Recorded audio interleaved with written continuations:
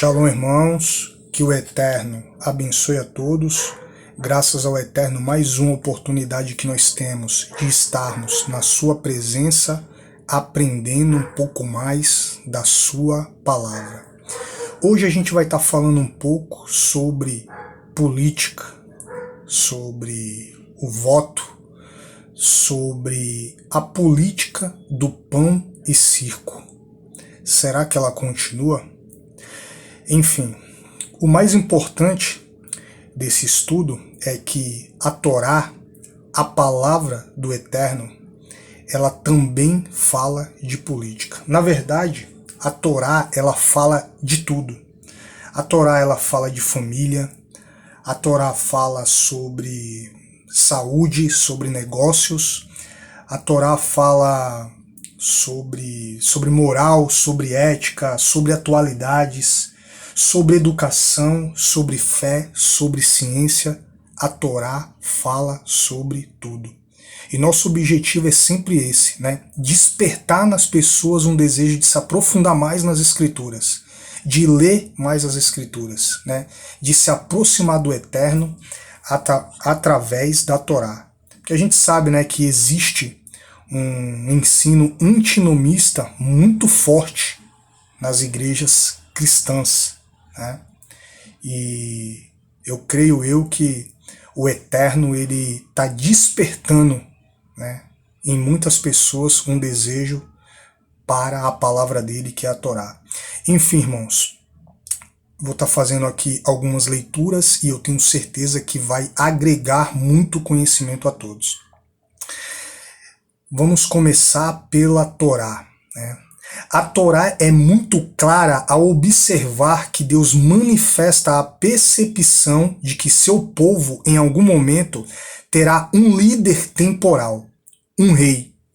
Uma das coisas que esse rei deve fazer é copiar de próprio punho a Torá, o Pentateuco, para ganhar consciência de que o poder mais alto pertence ao Eterno, pertence a Deus. Isso evidentemente tem a ver com reconhecer o Eterno e reconhecer a sua justiça. Ao longo da história, os estudiosos judeus produziram obras que se aprofundaram em relação à política. Uma delas é o Pirkei Avot, a Ética dos Pais. É um dos livros que está nessa foto aí que vocês estão vendo. Nesse livro, que se dirige a toda a humanidade, afirma-se que o mundo se sustenta sobre três coisas, sem as quais não pode existir justiça, verdade e paz. Explica o Rabino. Das três, a mais importante é a paz. O bom governante pauta sua conduta pela promoção dos três valores. Olha que profundidade, hein, irmãos. Pirkei Avot, a Ética dos Pais, enfim. A Torá, irmão, né? A tradição, ela vai fundo, né, na política. Vamos ler aqui alguns versos onde a gente vê claramente que a Torá, os profetas, o Taná, né, estava inserido aí, né, nesse contexto político. Quando a gente vai para Números, capítulo 23, verso 19, diz assim: Deus não é homem para que minta, nem filho do homem para que se arrependa. Acaso ele fala e deixa de agir? Acaso promete e deixa de cumprir? Olha só que coisa tremenda. Imagina se os políticos usassem esse verso como base, hein? Acaso promete e deixa de cumprir?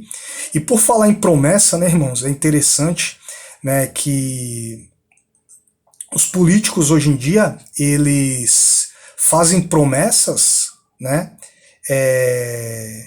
em cima daquilo que eles são obrigados a fazer.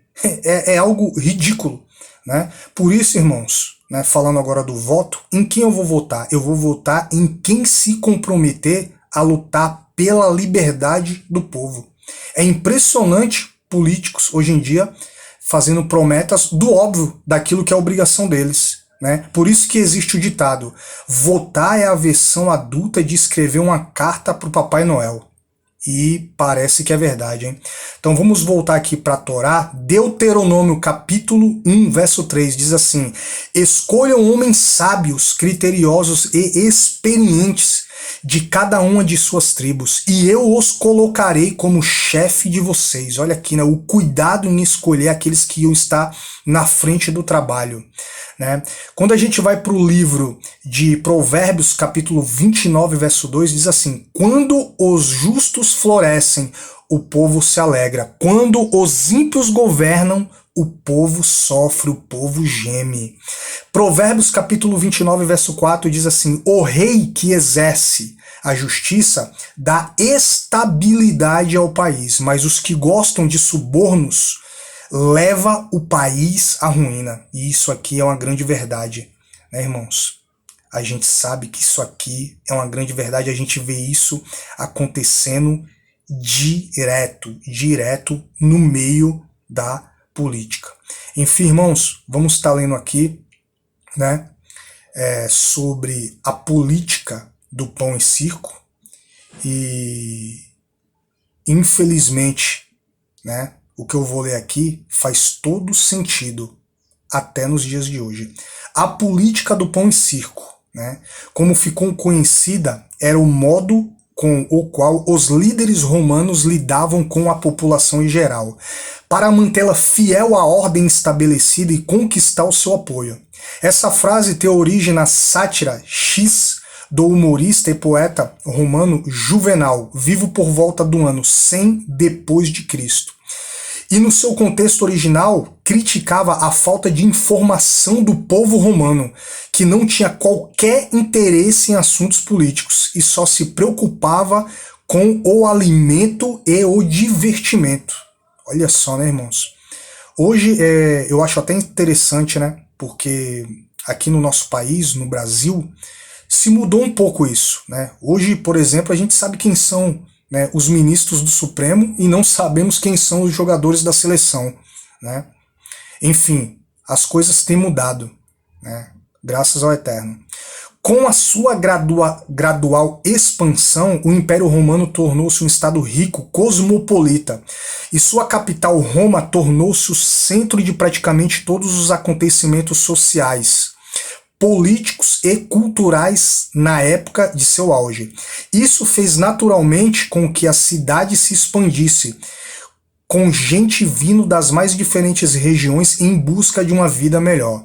Como acontece até hoje em qualquer parte do mundo, pessoas humildes e de poucas condições financeiras iam se acotovelando nas periferias de Roma, em habitações com conforto mínimo, espaço reduzido, de pouco ou nenhum saneamento básico, e que eram exploradas em empregos de muito trabalho braçal e pouco retorno financeiro. Esses ingredientes em qualquer sociedade são perfeitos para detonarem revoltas sociais de grandes dimensões. Para evitar isso, os imperadores optaram por uma solução paliativa, que envolvia a distribuição de cereais e a promoção de vários eventos para entreter e distrair o povo dos problemas mais sérios na fundação da sociedade romana. Olha que aqui eles foram até mais educados, né? Porque a gente já ouviu aí uma tal de ração humana, né? Enfim, quem está ligado nos acontecimentos políticos sabe do que eu estou falando. Assim, nos tempos de crise, em especial no tempo do Império, as autoridades acalmavam o povo com a construção de enormes arenas, nas quais realizavam sangrentos espetáculos envolvendo gladiadores, animais ferozes, corridas de biga, quadrigas, acrobacias, bandas, espetáculos com palhaços, artistas de teatro e corridas de cavalo. Hoje em dia não é diferente, né? A gente tem, né, as nossas arenas, inclusive, já prontas aí. Ou seja, né, é feito vários tipos de entretenimento para tirar o povo, ou melhor, para tirar a atenção do povo do que realmente importa. Outro costume dos imperadores era a distribuição de cereais mensalmente no pórtico de minúcios. Basicamente, esses presentes ao povo romano garantia que a plebe não morresse de fome e tampouco de aborrecimento. A vantagem de tal prática era que, ao mesmo tempo em que a população ficava contente e apaziguada, a popularidade do imperador entre os mais humildes ficava consolidada. Para os espetáculos eram reservados aproximadamente 182 dias no ano. Para cada dia útil havia 1 ou 2 dias de feriado. Os espetáculos que foram se desenvolvendo em cada uma dessas férias romanas tinham sua origem na religião. Os romanos nunca deixavam de cumprir as solenidades, porém não mais as compreendiam, e os festejos foram deixando de ter um caráter sagrado e passando a saciar somente os prazeres de quem os assistia. Olha só, né, irmãos? Infelizmente é muito parecido com os dias de hoje. Enfim, né? Para finalizar, Provérbios capítulo 28, verso 16. O governante sem discernimento aumenta as opressões, mas os que odeiam o ganho desonesto prolongarão o seu governo. Shalom, irmãos, que o Eterno abençoe a todos. A Torá é santa.